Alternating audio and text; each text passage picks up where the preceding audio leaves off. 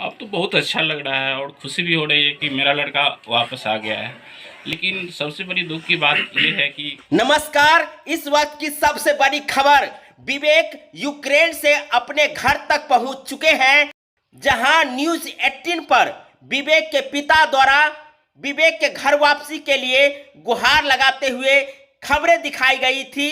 तो वहीं इस वक्त की सबसे बड़ी खबर यह है कि विवेक यूक्रेन से अपने घर मधुबनी पहुंच चुके हैं, जहां विवेक के पिता लगातार अपने बेटे के घर वापसी के लिए गुहार लगाते नजर आ रहे थे। तो वहीं विवेक के घर वापस आने पर विवेक के पिता ने एक बहुत बड़ी बात कही है।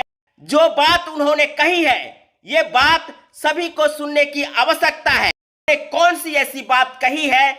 जब विवेक अपने घर पहुंच चुका है, जहां उन्होंने अपने बेटे के आने पर तो खुशी जाहिर की है, लेकिन दूसरी तरफ उन्होंने एक बहुत बड़ी बात कही है। जहां यूक्रेन में भारत के बहुत से बच्चे अभी भी फंसे हैं, तो उन बच्चों के लिए विवेक के पिता ने क्या कहे हैं, आइए हम आपको सुनाते हैं।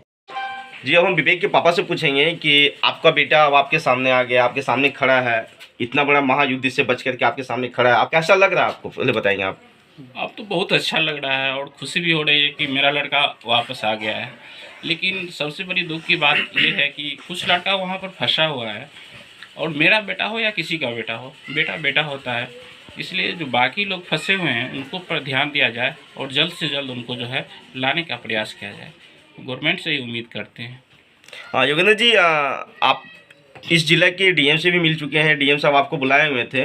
लगभग इस जिला से कितने स्टूडेंट यूक्रेन गए हैं पढ़ने के लिए, थोड़ा सा बताएंगे आप। हाँ, वो 22 स्टूडेंट टोटल हैं। अब तक कितने आ गए, कुछ आपके संज्ञान में है?